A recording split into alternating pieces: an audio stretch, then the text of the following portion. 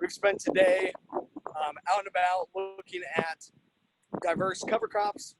We interseeded some cover crops today. We're looking at no-till. We're looking at utilizing cover crops. We're looking at utilizing wide rows, looking at relay cropping, a wide array of these soil health principles. And wanted to have these conversations with you guys about how do we pull all of these principles together to be able to better communicate with the consumer, to be able to better be able to get the economics to flow into this, be able to create this sustainability supply chain at scale. And that's what we want to talk with you guys today, and go around and let you guys tell us what you're working on from your point of view, who you are, and hopefully we'll be able to open up some conversation here too from the guys that are here and the people at home too. But Zach, I'm seeing you on your screen, and we'll go around and let everyone talk. But Zach, tell us who you are and what are you currently doing to be able to communicate with the consumer and tell your sustainability story. So I'm a fifth generation farmer in West Central Minnesota. I farm with my dad on our family farm here. We live right on the farm. It's just Dad and I. We're the only two full-time people on the farm. So it is the true definition of a family farm. About 4 years ago, I started getting active on social media to try to relate to people about what goes on behind the scenes in a farm. It started because I had some people who were close to me, a couple family members actually, and some people who graduated here in the rural areas that were talking on social media about farming and some of the negative stuff that they believe to be true about farming. And so I decided to go on social media and start a platform where I show what really happens when it comes to farming and when we deal with things like drain tile and herbicides and irrigation and stuff like that, whether it be antibiotics in animals or whatever it might be, soil health, water quality, what have you.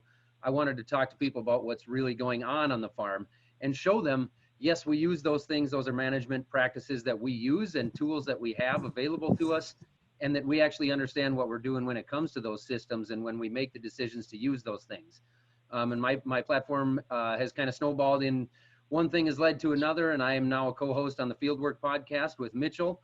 And that's kind of in a nutshell who I am and what I do. That's awesome. Rick, wanted to pass it off to you here. What's your view on how we can tell this sustainability story, and tell us who you are, the legend, Dr. Rick Haney? Hello, I'm Rick Haney. I'm a USDA scientist. I've been working there for about a little over 18 years. My focus was on soil and mainly soil testing because I worked in my lifetime for a number of farmers, and I watched them struggle mightily every year and wanted to see if there was some way we could help them directly. And so my pursuit in research has been through soil testing and trying to account for nutrients that we haven't been seeing so that they can reduce some of their input costs and maybe do a little better job for the environment and their profitability, because I think profitability is kind of the key to farming. It can't just be something we do for mankind. It needs to be, you need to be able to make a living doing it. So here we are. 100%. Adam, part of being able to make a living out of this is being able to make it work economically to make a living here too. Adam, with Iowa Soybean Association, tell us what you guys are doing from your standpoint. Yeah, thanks, Mitchell. Adam Kiel, I'm the Director of Conservation at the Iowa Soybean Association. So welcome all the farmers there to the field day. You guys are my bosses, so I wish I could be there, but my colleague Theo Gunther's there, and I heard him talk about relay crops, and that's super exciting. And yeah, as Mitchell mentioned, we're trying to monetize those benefits that these soil health practices provide. You heard about wildlife and some of the biodiversity aspects from someone that was there in the audience. That was great to hear about that, but what we're trying to do in Iowa now is monetize the water quality benefits that the soil health practices provide, and on the same acres, monetize the carbon sequestration benefits. And, you know, if you're a farmer, you probably have been hit hard with some of the carbon talk recently. I think it's important to know that the same practices that you guys are looking at for carbon have water quality benefits and habitat benefits, biodiversity. All those things are valuable to someone somewhere. And we're trying to connect the dots for farmers to provide value back to the farm in addition to the corn, soybeans, livestock, some of those more traditional revenue drivers, but find new opportunities for farmers in Iowa. Yeah, 100%. We'll definitely dig more into what you guys have going on there at the Outcomes Fund too. Ryan, here from Cargill, super pumped to have you join us. You guys are involved in some of the Iowa Soybean Association efforts, but have a lot going on your own. Tell us who you are, Ryan. Yeah, thanks for having me. Great that you're doing this and that it worked out virtually. I wish I was there in person today, but so I'm part of our, kind of lead a lot of our efforts in really looking at row crop sustainability within Cargill. So across the vastness of where we are as Cargill, it's kind of leveraging our position to think about, we're in this unique spot in the supply chain, right? So, on one hand, farmers choose to sell to us every day. And so kind of the lifeblood of who we are and what we do as an agribusiness. But then as we process or move, anything from grains to proteins to you name it, working with a lot of those big consumer facing brands. And so really trying to think about how do you have agriculture be the center of what we do and farmers at the center of what we do and how we work and to solve for some of what you're talking about on the value side. So, a lot of our emphasis is looking at, what are the ways that we can help support or invest in or, bring scale up of, a lot of the soil health best practices and principles in the commodity space. And by doing so, how do you start to quantify the value, right? At the farm level, the economics, productivity, is there value and meaning in it for the grower? But then how do you translate that into some of the things that we're looking for at the, consumer facing side? So as you start getting into outcomes, water quality, carbon, obviously, what are those other tangibles that we can start to pair up to maybe create some new value streams and really support the advancement of soil health? So We definitely need to continue to dig in that here in a bit and come back on, what consumer wanting. We'll get into that. Krista, excited to have you here. Krista from OCP. A lot of people might not even know who OCP is. I didn't necessarily know who you guys were here a couple weeks ago. But OCP really trying to figure out how do you guys play a new, more outward facing role on sustainability from your standpoint. But Krista, tell us what you guys are doing there at OCP. Absolutely. Well, thank you so much, Mitchell, for having this and organizing this. I was able to drop in a couple times on the virtual field day, and it sounds like there were some really exciting conversations. So appreciate the invitation to join you. So I'm Krista. I'm based out of Washington, D.C. Originally grew up in Minneapolis as part of a dairy farming family. But I've been working with OCP for the last few years, managing our sustainable agriculture programs for the U.S. And like you mentioned, folks probably don't know who OCP is. We are one of the world's largest producers of phosphate fertilizer, actually headquartered in Maruca, where the world's reserves are. We have a significant market share on all 5 continents, including right here in the U.S. So in all likelihood, if you've applied Dapper Map on your farm, there was a little bit of Moroccan rock in there, but of course, as a commodity, you wouldn't know it. So soil health is critically important, of course, not just for productivity, but delivers a number of those environmental benefits that other panelists have touched on, like biodiversity, increasing carbon content in soils, improving water quality and nutrient uptake. And of course, soil fertility plays an important role in soil health. So phosphorus plays a really important function in root development, which can help build that soil organic matter that can deliver soil carbon sequestration. And of course, roots are also home to a very active microbial community that we're learning more and more about, and the beneficial role that they play in increasing plant nutrient uptake. So, just thinking about our position in the supply chain as an input provider, we really have to partner with farmers in helping you all achieve your sustainability goals. I have to tell you, we hear a lot about the pressure from food brands and consumer groups on farmers to not only be producing food more affordably, of course, in this competitive global marketplace, but also to be producing it more sustainably. And that pressure does not end with you all. It makes its way further up the supply chain to input providers like us. And we're really looking for new ways to partner with farmers, whether it's through corporate engagement initiatives, organizations like Field to Market or the 4R Nutrient Management Program, which I'm happy to talk about, but also just using our power as a business and providing farmers more choices when it comes to fertilizer products and practices. And I'm happy to talk about a little bit more about our own business model and how we see ourselves maintaining being competitive in a landscape where you know, more judicious use of fertilizers is really the future. Yeah, no, so in the whole point of this panel and why, you know, each of you are on here is obviously very clear, and hopefully clear to everybody that's in the barn watch and everyone at home, that it's tying this whole piece together. Everyone's talking about sustainability. Everyone's talking about soil health, and it's become now a buzzword and become a real thing. And it's definitely here to stay. Sustainability is definitely here to stay. It's not a fad. It's a real thing.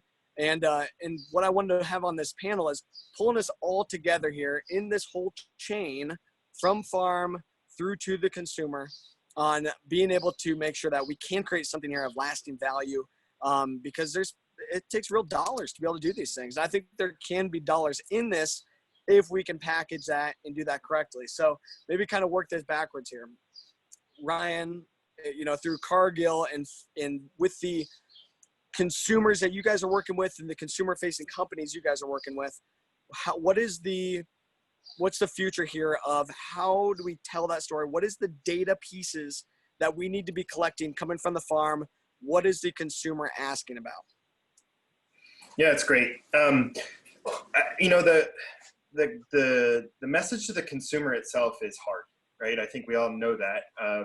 And I think when you start thinking about things like soil health, how do you make that leap or make that tangible? And I think it's a harder thing to digest, right? And I think a lot of the consumer facing companies are trying to figure out, how do you package this in a way that's meaningful?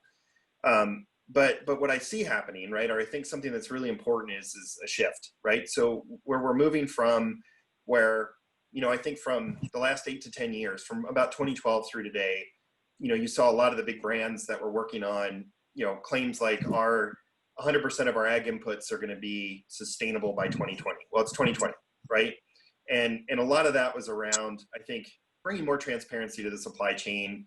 We did a lot of exercises to say what's going on in the farm, you know, and I'd actually go to the point of saying it was a lot of check the box, right? Not sure that it brought a ton of value to you as a grower, or, you know, it was kind of limited, right? But we at least started that process of saying, how do you bring more transparency, which at the end of the day is a lot of what the consumers have been looking for, right? Who produced it? How was it produced? But we're pivoting, right? And I'm excited about kind of more where we're going, because what we see now is this next iteration is more around how do you quantify kind of the outcomes of what we're doing, right? How do you get into tangible actions, and how do you start to say, not only am I producing food and I'm producing it in a sustainable way, but here's the impact, right? You know, here's our impact on water quality or water use efficiency, or our ability to reduce the amount of greenhouse gases in the supply chain. And by doing that, then it gets into something that you can start thinking about things like what Adam's going to talk about, right? Ecosystem service markets or ways to valorize maybe those outcomes. That's a stream. But also thinking about, you know, what are the inherent long-term economic benefits at the grower level, right? By adopting these practices at the end of the day, we believe that, right, we're going to drive productivity, we're going to improve the economics, you know, can we use fewer inputs along the way? And so is there a strong economic case to be had through that? But for all of it, you know, we need data, right? You're going to need data at the farm level to say, yep, you know, that was a good choice, or I'm able to filter through some of the noise of the variation, the variability to say, you know, is this at the end of the day making me more profitable, right? Is it enabling me to continue to drive that productivity that's everything, right, in the commodity space? But at the same time, can we quantify those other benefits, right? You guys, by doing what you're doing, you're also generating other benefits, right? Other outcomes, other things that potentially that we're trying to figure out, how do you create value for it? And I think there's a lot more of those opportunities coming once you have enough data to say, yep, I can translate this across the supply chain. And so whether it's, right. Yeah. No, and so for me, what I've gathered too is that data boils down into a couple of categories: carbon, water quality, water quantity or water use efficiency, and nutrient density are kind of those more consumer facing packaged parameters I think we need to be quantifying and telling up the supply chain is what that kind of seems like it halfway boils down to. Adam, you guys are taking a look at some of those. How is that going? And for the farmers that are here today and that are online, what's your take on what are those things that we can package and tell to the consumer? Yeah, I think you hit it spot on. Those are the main selling points right now, I think, to the consumer and to the companies. I think that's the pathway to the consumer, obviously. And if farmers are able to provide the data necessary to quantify those outcomes, there's opportunities out there. And I think those opportunities are just going to continue to grow. But it starts with understanding data and having the right data, whether it's detailed records of your management within the field, which seems obvious, but is a challenge for some. And then if you want to take it a step further, having baseline and periodic soil sampling, water sampling, if you want to take it to that degree, those are the kind of data points that will be needed in this space of ecosystem services. And if you want to play in that space, you're going to have to think about tracking that kind of data. Not. Rick, we talk about data every once in a while. What's kind of your take on how can we gather some of that data off the farm? So Adam talked about we need machine data, obviously. Guys have their precision equipment, they have their yield monitors, they have their as applieds, but being able to quantify some of these other components in the soil, how do we go about that? And what needs to be developed in that space too? Well, I think the future is going to be better soil testing. There's a new soil test I've heard of that seems to be a step in the right direction. But we're going to go beyond that in the future with technology as it comes on. I think that's just going to be absolutely critical, because if we can't, and I've always said that if we can't mimic what is going on in the soil in the lab, I don't really know what our data is telling us. So as we transition, we've got to use better testing methods just to get us to the point where we can get to the field and understand what we're looking at. And I suspect that what's going to happen when we get in the field is we're going to see some pretty big gaps in what we were actually measuring in the lab. We thought it was this way, and I think it's going to turn out to be something else. And to give you an example of that, when I was doing all my CO2 research, soil respiration research over the years, we had these giant CO2 infrared gas analyzers. Now it's that. So that's the future, because that's where we're headed and that's where we're going to go. And I think as long as we keep at it, and here's one point I wanted to make about data. Data is great. The right data is really important. The right data is way more important than gathering a bunch of data that you can't really make sense of. So I think what Adam and you were talking about, really pulling this down to what we actually need to see, what really people should pay for, because farmers get paid for crops. They don't usually do too well because of the commodity markets. And, I really would like to see them get paid for ecosystem services like you guys are pushing for, because there's a lot more involved in farming than just growing a crop. And if they're going to go to the effort and the pain and suffering of doing it right, regenerating the earth, that's going to be, I think, something worth pursuing. So to explain a little bit here too on these ecosystem services that we brought up, that is, what is your carbon footprint? What is your benefit to water quality? What's your benefit to water use efficiency? The whole point here of these ecosystem markets is putting together credit-driven systems where we can get dollars actually in to pay a farmer for their positive credit into that system, essentially, in a nutshell. And there's multiple groups working on that from multiple aspects, because it should be cheaper for a farmer to clean up their water than it is for the, like Des Moines Waterworks here in Iowa to clean up the water. So if we can be more profitable for the taxpayer, more profitable for insurance companies, government, municipalities, we can get that to work upstream. Krista, you guys work with the boots on the ground folks that are going to have to help to implement this. How do we help to collect that data that Rick was talking about? And how's OCP about that? How can the guys that are here today go about collecting that data and working with their local resources? Sure. Well, first of all, we're really a B2B company, so we primarily sell to wholesalers and retailers who we sell on to the farmers. But we're really involved in the innovation space. I mean, we have an accelerator and an incubator to help startups identify some of that new promising technology for collecting data, particularly around soil fertility indicators. I mean, there's a lot that we still have to learn about how that all interacts. And we're seeing that with those sort of growth of choices that farmers are having in terms of fertilizer products that are available. You know, I think we're going to see more and more choices come out as we learn about plant nutrient uptake. This is an area that is ripe for disruption. When you look at it, the data is showing us that only maybe 20 or 30% of phosphate that's applied actually gets taken up by the plant. That's way too low. So, you know, as we collect more data about how those interactions work, I think we're going to start to see some really exciting new products and services out there. So, Zach, to you, you know, we're talking a lot about data here. Obviously, we're talking about the ecosystem markets, but it's not just about the actual quantifiable data. It's also the qualitative, telling your story, telling your message. What have you gathered from folks, you know, from the consumer, from non-farmers, on what's the kind of story that they want to hear too?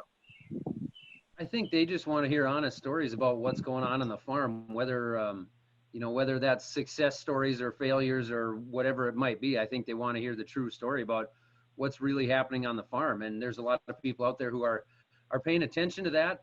They're genuinely interested in what's going on, whether it be for health reasons because they want to know what's going on with their food, or whether it's because they're interested in the natural resources and having clean water and healthy soil, or all the above. I mean, people are genuinely taking an interest in what's going on with agriculture, which I think is fantastic because so many people have become so far removed from agriculture. So to really see these new people coming sort of back to the farms and seeing a real interest in it, I think is really great. And I think obviously it's opening up some opportunities for farmers. You know, we talk about capitalizing on sustainable actions and doing what is right for the soil and for the water and for the consumer and for the farmers and for everybody. I think the consumer demand and the way that it's driving some of the changes within agriculture is providing a lot of really good opportunities that a lot of farmers are going to be able to take advantage of. Yeah, and I hope you know, with a lot of this too, I think it's being able to scale that opportunity and being able to create something that is going to be lasting, a market that itself can be sustainable. Kind of going into the questions here, and I might move and go and maybe talk with some of the guys that are here too and get some of their questions. But questions, especially from the chat to you, Adam, on how do we get the dollars into this, and what is that data that we want to collect? Maybe dig us a little bit deeper on the projects you guys have started. What specifically can we be collecting from the farm? What's that data, and how can a farmer actually make money by participating in these systems? Yeah, sounds good. So we're piloting something in Iowa that I think is pretty cool called the Soil and Water Outcomes Fund. It's an ecosystem marketplace that farmers can tap into. It's a pilot this year. We've enrolled 9,400 acres, but farmers have been very happy with it. I think if I was a farmer in the barn or online, you know, it's something that I would be excited about. It really is a pathway for farmers to change the system rather than change a practice. And I think for too long, we've focused on making and funding practices, especially from, you know, state or federal cost share sources. It's all about the practice. Let's make it about working with farmers to change their system to produce outcomes that are desired across the spectrum of the supply chain. To give a flavor for what we're doing with those farmers in Iowa that have enrolled 9,400 acres, we're compensating them for the amount of carbon that they're sequestering and also the amount of water quality improvement that they produce on their farms. So payment ranged from $30 to $50 an acre this year. And it was really a system change for many of those farmers. It wasn't one practice that everybody changed. It was changing the system. And when farmers think that way and they get the signal, as we've talked about, to produce those environmental outcomes like carbon and water quality improvement, I think it gives them the comfort level to go from something they were doing on 80 acres to their entire 1,000-acre farm. And that's what we're striving to do. and we hope to go bigger next year, a 10-fold increase in our enrollment up to 100,000 acres, and more broadly across Iowa. You know, and I think that's a path that we can use to support farmers in this journey. You know, we got to get past paying for practice and giving farmers the same market signals they have to produce a bushel of beans or a bushel of corn to produce a ton of carbon. And that's where we need to get to. Yeah, and that's, to me, what I talk about is, you know, the biggest issue in my eyes in agriculture is that we're driven only by bushels produced and debt and paying off your operating note. And you've got to be able to have the maximum bushels coming in to pay off your operating note so you can get an operating note to be able to plant your crop next year, and it's just a continual cycle. So being able to get away from that to being able to focus now on what is the benefit that you're providing to the supply chain through a better quality product, and you still got to raise a lot of it, and we still got to feed a growing population, and we still got to be able to produce more, but it needs to be good quality product and grown in a quality manner.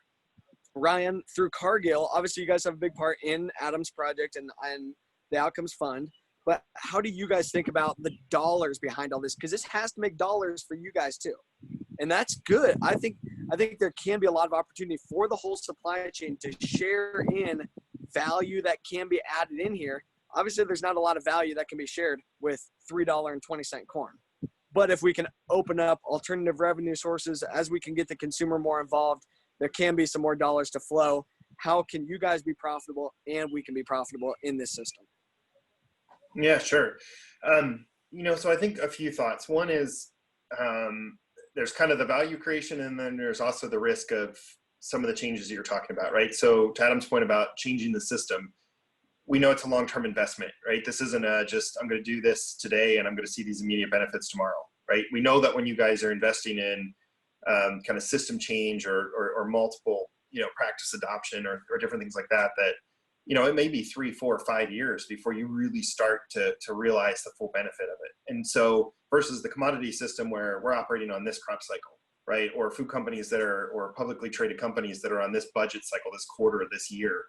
And so there's a time horizon disconnect. So we're trying to figure out how do you make investments to help reduce that risk now? So can we cost share? Can we do things like the Saltwater Outcomes Fund? Are there things that help ease that burden, right? To allow you to kind of make that adoption or take some of that risk away to where you basically get to a system that you're saying, hey, this is a better system for me regardless.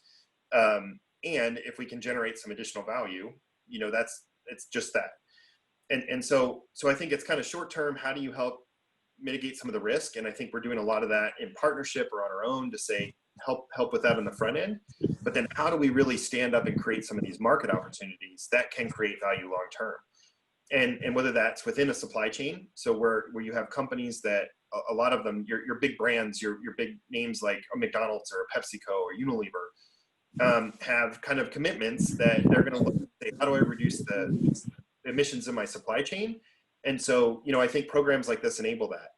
But then there's also the possibility of what about like offsets for things like transportation or the airline industry or oil and gas that are maybe regulated or maybe required to purchase some degree of offsets, right? And so can you at some point sell what you do outside of your supply chain, right, into some of these other markets? And so there's a couple different pathways there, and all of it requires development. So we're working towards building those markets so that you guys can maximize your incentives beyond just, I produce yellow number 2 corn, this is the price, I get it as cheap as possible. But now I also have a separate market signal that says, you know, I can get rewarded for my carbon, I can get rewarded for that water quality, I can get rewarded for whatever those things are that we can put a value on. So I think we're building it, right? We're building it as we go. But so in a lot of that dollars coming in, like you said, dollars coming in from these consumer facing companies who have these initiatives or maybe are regulated or self-regulated to make sure that they're offsetting. Adam, quick follow-up on what you talked about before on what Ryan was just getting at. Okay, there's companies that want to help to implement, want to help to make these changes, but we have to be able to communicate effectively to them that their money is creating the outcome that they want. Okay, so the follow-up there from the chat on to you there, Adam. Yeah, the companies, just like the farmers, need to know that things are. Carbon. Yep. Yep, and I think I answered that in the check. We're paying for both of those things in the pilot, and we hope to add additional outcomes to that payment model in the future, like the biodiversity and habitat creation.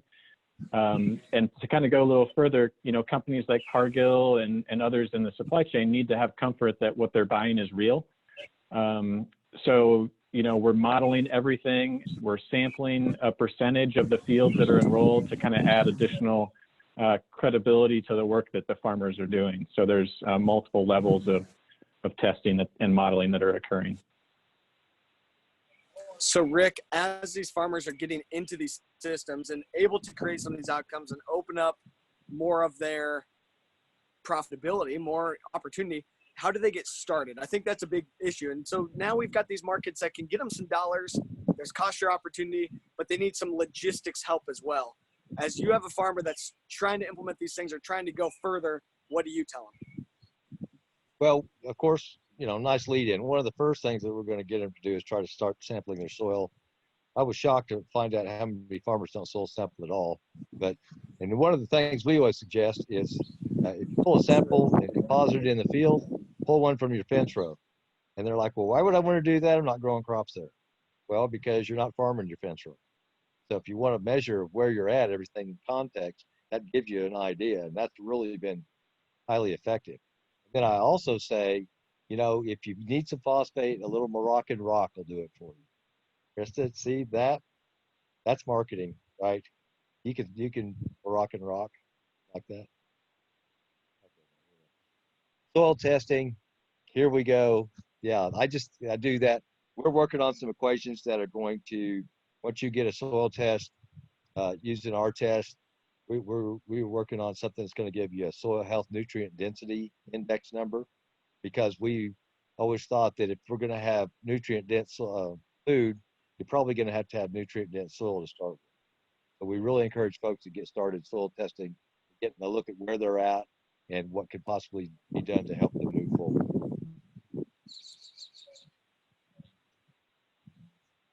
And so that's something that Krista and I have started talking about, on that it is that connection that healthy food, healthy plants comes from healthy soil.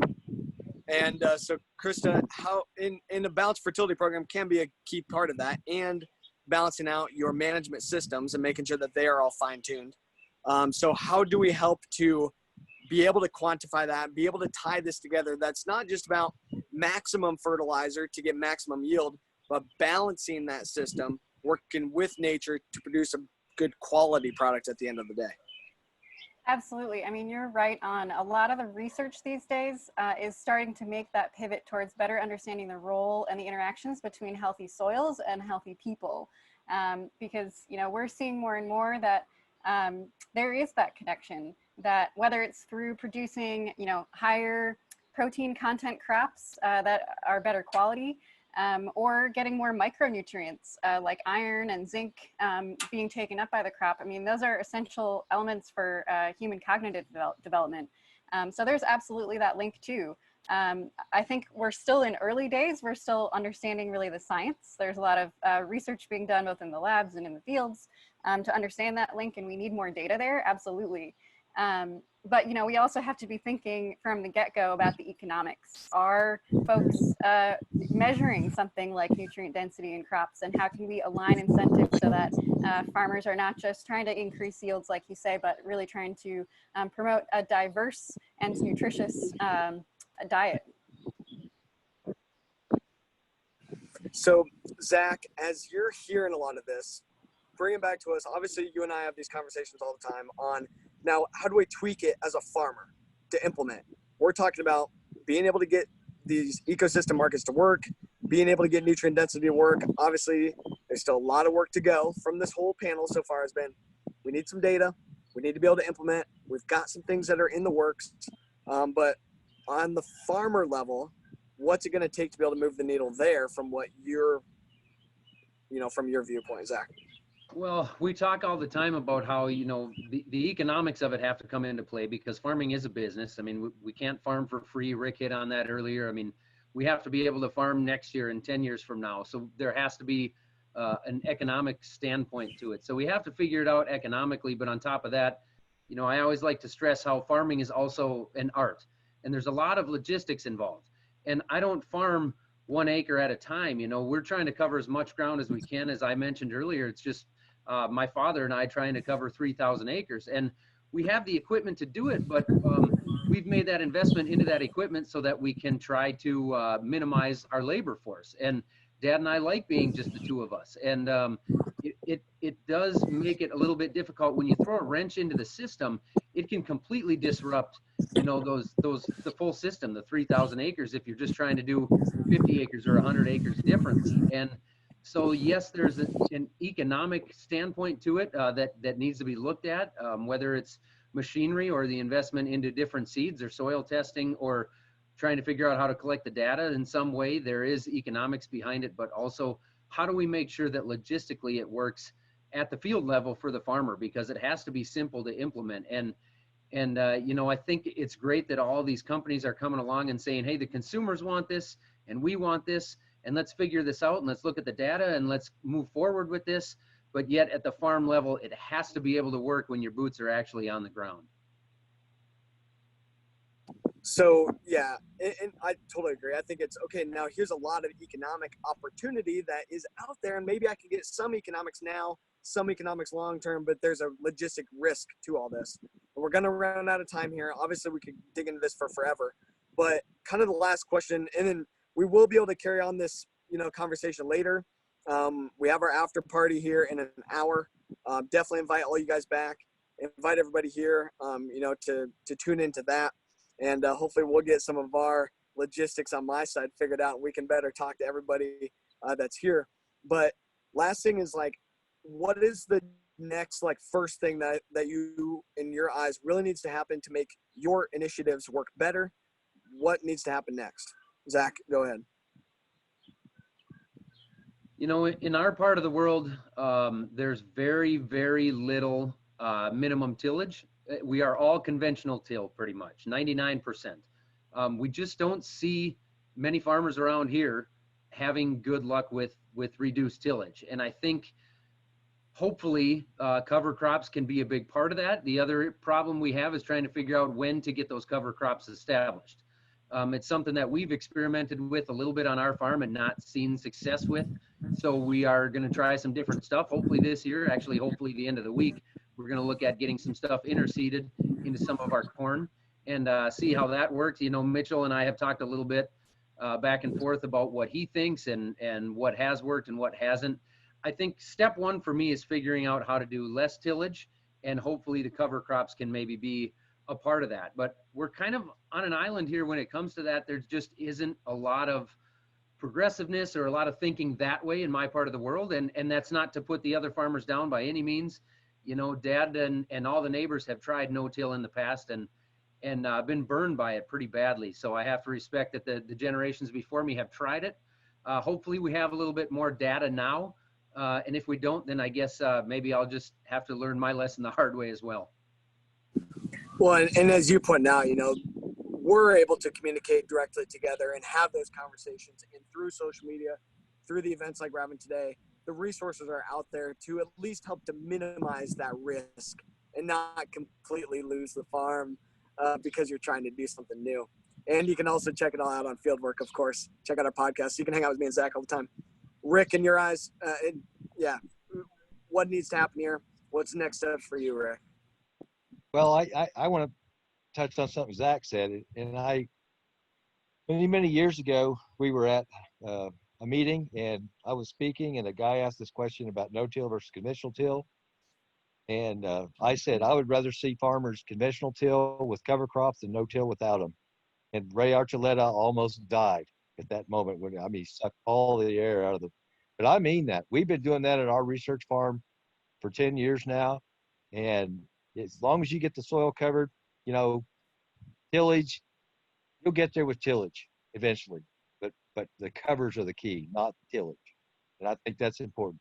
And I just want to say that the future to me is you folks. Your youth, your passion, enthusiasm, you're going to be the ones that are going to save the world. I really like watching you guys treat. You've seen it here first, folks. That was awesome, Rick. And really appreciate having you on. And I think this is heading in the right direction. And that's why I was really excited about this whole panel and being able to have these conversations, that there is real opportunity here. And this has been a thing for so long. And Rick, obviously, you've seen that coming for the last 30 years, you know, since you were like 10. Adam, what's the next steps for you guys with the Outcomes Fund? Obviously, a lot of Iowa farmers listening in here too. What's the next steps for them? Yeah, so we're working hard to make connections to bring the value to farmers, right? With Cargill, with Pepsi, with municipalities in Iowa, with USDA to bring that revenue to the farm. But, you know, following on what Rick said, you know, we got to harness the passion, right? And you guys there have the passion. You wouldn't be there if you didn't, right? And we got to figure these things out, whether it's how to do the relay cropping, you know, how to perfect cover crops, how to make them work up where Zach is. You know, those are the things that we as farmers, you know, and you guys there in the barn, we got to figure that out so that we can take it to the masses and it works economically. Ultimately, you know, hopefully these things are standalone and we can justify them in the farm, you know, just the books on the farm without these outside payments. But until that point, you know, hopefully we can find some revenue to help those folks get to the point where they are profitable on the farm. 100%. Ryan, again, on you guys, what's Cargill's next kind of pieces here? You know, what needs to happen next from you guys' standpoint? Two things, right? So one, what I think is so important is to be able to create awareness, better awareness of the role and the awesome potential of agriculture, right? And not just, you know, ag is food and fuel and fiber, but the ability for ag to play a central role in solving some of our biggest challenges, right? And I think getting people and consumers and everybody to understand this unbelievable opportunity and this unbelievable, you know, to put a halo around ag instead of it being where it is, you know, instead of demonizing what you guys do every day, to start to understand and realize the huge potential that is there, right? And to Rick's point, right? This generation, this future, where we're headed, I am pumped about the future of agriculture, right? And the opportunity we have. And so that's a big part, right? Is just that the awareness and the opportunity to reframe kind of what we're doing. And then to get there, right? We can have all the greatest, you know, we can try to engage all day long, but it's about, you know, to Zach's point, how do you start, right? How do we engage regardless of whether you're sitting in, you know, Minnesota or you're in Indiana, it doesn't matter, right? What makes sense for you on your farm? Where can you start? Where can you advance? Where can you build on where you currently are? Because that's what it's going to take, right? To get to scale, you have to start no matter where you are. It's like, how do we advance? You know, how do we pick the things that work? How do we support the things that are the barriers? And I think those are the opportunities. We can unlock it, right? And however best we can lean into that, I think that's our opportunity. Yeah, no, that's spot on. And like being able to show, you know, with all this, that the farmers can be a massive part of the solution, and that this momentum and movement and the awareness here is incredible on how much it's taken off. And even in the last couple of years since I've been, you know, in this space, it's really taken off. And Krista, for you to help bring us home here, you know, obviously the fertilizer piece has gotten a black eye in a lot of this. And I think, I know that fertilizer is not going to be gone. We're not going to get away from it. We're still going to use it. It's still an important part of being able to continue to feed a growing population, but we do have to do it smarter. And that we do have to be able to make sure that the fertilizer component, current ag infrastructure, is all working with us to be part of the solution. What's your takeaway on next steps here? Take us home on what's next for OCP. Absolutely. Well, first of all, I want to echo, you know, we are not the only ones having this conversation. I think we have a generation that is excited to be talking about the transformation that needs to happen in agriculture and in the food system more broadly, to really make sure that agriculture's story gets told and is more climate positive, nature positive, and farmer positive. And absolutely, we all have our role to play in that transition, including fertilizer companies. So first of all, we're focusing on providing farmers more choice You know, if you'd asked a few years ago, Mitchell, like you said, if you'd asked what sustainable farming is, maybe you would have said organic. But we now know that there are a lot of farmers out there who maybe, you know, can't or aren't willing to meet the standards of certified organic, but who have sustainability commitments. And whether that's through regenerative farming practices and an interest in soil health, you know, there needs to be options. Options are good. And so making sure that farmers have availability to products that can also help them to get there. You know, in addition to DAP and MAP, we're providing TSP, triple superphosphate, which works great in variable rate application systems, precision management technologies. But we're excited about what else is to come, delivering more micronutrients, you know, biological products, biostimulants, and even beyond that, sort of reformatting how we take our business model forward from more of a linear extractive approach to one where we're actually able to capture phosphorus, whether it's off the field in edge of field practices or at wastewater treatment plants, and recover that nutrient and input it back into the system, really close the loop and see ways that we can be more of a holistic soil fertility solutions provider. So I think that's really where the future is, and that's the only way that we can really stay in business also, is to sort of transform the way that we think about the business. Yeah, no, I think that's awesome. And that it is that holistic approach, that this is coming together, that there is real opportunity here, but that it's not a one size fits all. There's a lot of different things to think about, but there is data, there is resources. I appreciate all you guys' efforts here as well as we wrap this up. Hopefully we will, you know, continue a really good conversation here in the after party at 6 o'clock Central. We've gone overtime here a little bit, but had some technical difficulties at the beginning. This has been an incredible discussion, incredible for all of us that are here. Everyone's in the barn. I'll just give you a look. We had 135 people at this event live today. The goal was 75. We nearly doubled the amount of people here, which was like crazy, and packing the place. But being able to have these conversations, that this is going, the work that you guys are doing is paying off. It is working. Also, everyone is more than ready to get out on the farm and mingle with other people after being locked up from COVID for so long. But the efforts are there, and appreciate all of you guys and the work that you have done. We have a long way to go, but we're definitely going to get there, and we'll keep in touch with all of you guys. So really appreciate all of you hanging out with us here today, though. With that, we'll call this portion good to go for now, and we'll carry on these conversations later. I see the chat already going about a couple fieldwork episodes that will be happening to follow up some of this. So that's good. So expect to be on the podcast here sometime soon. Hanging out with me and Zach more. I feel sorry for everybody that has to do that. No, that's awesome. It's going to be fun. Mitchell. Thanks so much. Guys. This has been great. Thanks. Thank you, guys.